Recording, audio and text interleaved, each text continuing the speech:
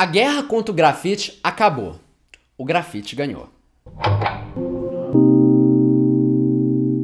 Bom dia, boa tarde, boa noite. Meu nome é Leonardo de Oliveira. Bem-vindo ao Mimimídias. Nos últimos anos, a gente viu algumas notícias absurdas a respeito da guerra contra o grafite e picho. Dessas notícias se destacam dois ocorridos em São Paulo. A cobertura dos grafites na Avenida 23 de Maio durante a gestão do Dória e a pintura em cinza de alguns murais do Beco do Batman. Ambos os casos ocorridos no primeiro semestre de 2017. Não vou entrar no mérito nem na intenção dos pintores cinzas, mas sim no fato de que as suas iniciativas foram um tanto quanto vãs e sem resultados. Mal esses murais haviam sido pintados de cinza e já víamos, poucos dias depois, pichações no local, reivindicando o espaço da arte e batendo de frente com a decisão dessas pessoas. Assim, o ato que visava combater o picho grafite fez justamente o contrário. Atraiu mais picho e mais grafite. Não só mais picho e mais grafite, como também picho e grafite mais agressivo, daquele que é entendido pelo status quo como uma forma destilada do vandalismo no espaço urbano. Então assim, por que isso aconteceu? E, ainda, qual a importância desses rabiscos na parede para a comunidade e nossa sociedade? Pois é, o buraco é um pouco mais embaixo. A nossa sociedade vive um caso de amor e ódio com a arte urbana. A complexa gama de simbolismos e vertentes estéticas presentes nesses murais confundem em muito tanto a gestão pública quanto os moradores locais. A galera parece não conseguir decidir direito o que é vandalismo digno de repreensão ou o que é arte pública que deve ser venerada e abraçada. A definição que a gente acaba vendo por aí é uma determinação estética bem arbitrária. Existe uma diferença, Léo, que o grafite, da forma como ele é entendido como bonito e que ele é preservado na cidade, é aquele grafite que segue pelo menos o mínimo das convenções da arte eurocêntrica. O picho, que não é feito para comunicar com o homem branco de classe média, que não tem essa conexão tão direta com essa tradição da arte visual europeia, ele acaba sendo tratado como uma coisa que é dispensável porque ele não é entendido, ele não é feito pra quem faz as leis.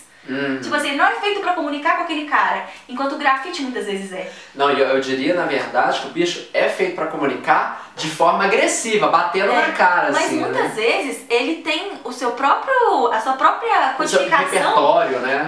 Tipo assim, que são alfabetos inteiros, que tem gente que sabe, naquele documentário Picho, inclusive, fala sobre gente que sabe ler picho e não sabe ler alfabeto greco-romano.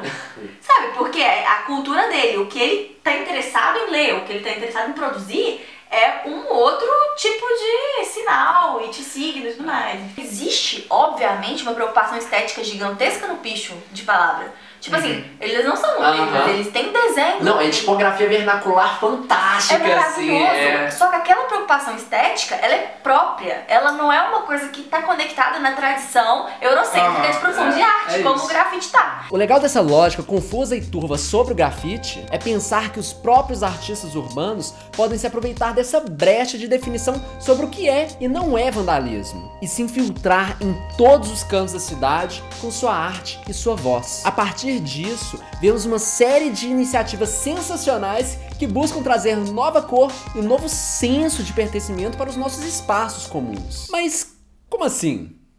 Tipo, na Filadélfia, nos Estados Unidos, temos um caso em que o grafite foi utilizado de forma a buscar uma maior integração das comunidades. O mais engraçado é notar que o estímulo para essa iniciativa foi justamente a aversão da cidade ao picho. Dessa forma e com essa função, foi feito esse primeiro grafite em 1990, de Julius Erving, um notório jogador de basquete local. Todo mundo tinha certeza que esse mural maravilhoso de 3 andares seria depredado após a sua finalização devido ao histórico com a pichação na cidade. Mas aí, o que aconteceu? Não somente o retrato não foi vandalizado, como serviu de exemplo para novos casos na cidade, servindo de porta-bandeira para essa explosão de murais locais. O que a Clara falou também, né? Extremamente europeu e... Aí acontece uma coisa, assim, os murais da Filadélfia são maravilhosos, e muitos nesse estilo europeu, mas do que eu vi, assim, muitos, para não dizer a maioria, retratando personalidades negras. Muito lindo. Então tem essa coisa, assim, né? Mas é porque tem o negócio que eu tô falando, esse estilo europeu é a aceitabilidade, né? Mas tem uma coisa também que é da escola norte-americana de arte, que é o hiperrealismo, que meio que cresce lá, né? Justo. Pode pensar por aí, talvez. Desde então, a Filadélfia vê um movimento que agora já conta com milhares, literalmente milhares de murais, completando mais de 3.600 ao longo de suas ruas. Veja, o grafite teria sido combatido com o próprio grafite, mas na real eu acho que combatido é o termo errado. Acredito que tem muito mais a ver com uma ressignificação sobre o que é o grafite e com uma ressignificação do seu uso, ao invés de ser uma repressão sobre uma forma de expressão específica urbana. É importante ressaltar, no entanto, o quão essencial é a retratação de símbolos locais, causas e personagens que representem a comunidade local. Assim, de fato, criando um senso de pertencimento que impede novas depredações e que sirvam de inspiração para o aumento do bem-estar e aumento do convívio entre as pessoas no espaço urbano. Não faria o menor sentido, por exemplo, você pintar um retrato de Colin Kaepernick no Jardim Peri e do Gabriel Jesus no bairro de Compton, em Los Angeles. Temos de pegar, por exemplo, os heróis locais,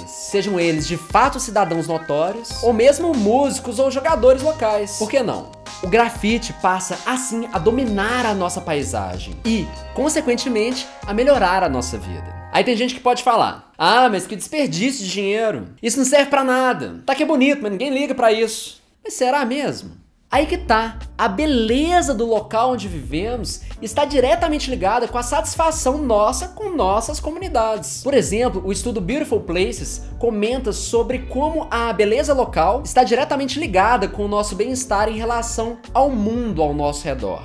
Tem inclusive um vídeo muito massa no canal Kurzgesagt comentando sobre o papel prático da beleza na nossa vida, onde apresentam estudos e evidências que atestam a respeito desde essa satisfação com a beleza em nosso espaço, até mesmo no impacto da arte na recuperação e medicação de enfermos em hospitais. A beleza tem impacto real e deve ser fomentada na nossa vida, nas nossas casas e, é claro, nos nossos espaços urbanos. A gente pode falar, por exemplo, da Rua Sapucaí em Belo Horizonte, que se tornou um mirante maravilhoso dos murais da cidade a partir dos esforços do Cura, o circuito de arte urbana, né? Que, assim, de cara já posso falar, assim, de cabeça, do mural do Galho da Raposa, que representam os maiores times de futebol da cidade, assim como o mural das Senhoras Folionas, que representam tanto o carnaval ascendente belo-horizontino, como a Praia da Estação, né? Que é uma manifestação espontânea sobre a ocupação lúdica dos espaços públicos da cidade. Essas obras fantásticas de arte urbana trazem todos os benefícios que já citamos. Isso para não falar na criação de novos pontos turísticos da cidade, que não só atraem visitantes, como valorizam os pontos comerciais em que estão localizados. Então, Léo, eu acho que tem problemas nesse raciocínio. Pois é. Que é a tal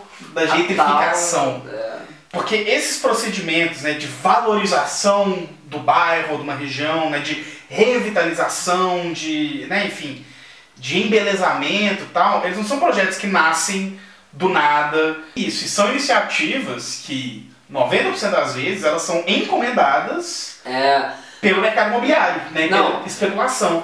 Normalmente essas regiões, a maior parte dos exemplos que você olha, essas revitalizações que acontecem no mundo inteiro, são bairros em regiões relativamente centrais, ou de regiões de muito acesso, muito vascularizadas de transporte e tal, que por motivos históricos eram regiões empobrecidas, sucateadas e tal, apesar de estarem em uma região mais ou menos central, e aí o mercado imobiliário olha e fala: que isso? Tem uma região aqui do lado do centro que é tudo muito barato e tem gente pobre morando aqui e tem um mega potencial de consumo aqui, um monte de gente que trabalha no centro quer pagar uma fortuna para morar aqui, mas não mora porque é perigoso. Vamos embelezar, vamos limpar, e aí não se usa mais a palavra, mas na prática vamos higienizar.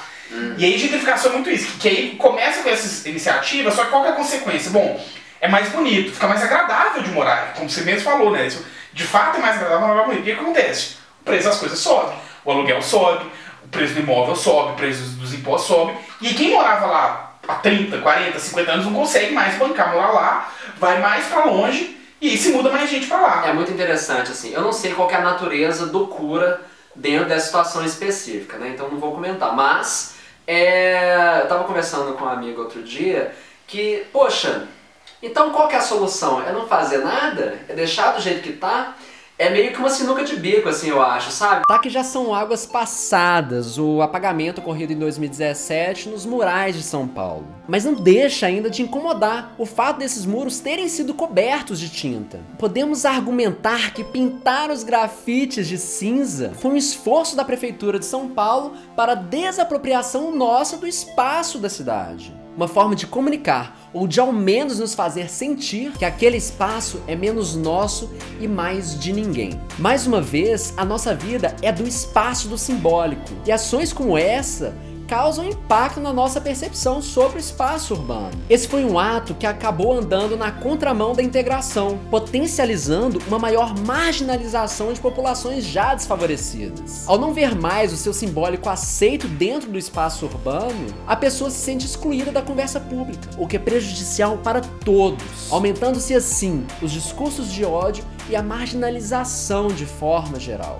A arte urbana deve ser encorajada e fomentada. Isso não só pela sua beleza inerente, mas pelo impacto real que é capaz de causar em nossas relações com o espaço e com nossa sociedade. O que você pensa sobre o grafite e o picho? Quais murais maravilhosos tem na sua cidade que a gente deve visitar? Deixe nos comentários. E, se você gostou desse vídeo, não se esquece de se inscrever no canal. Um grande abraço e até logo!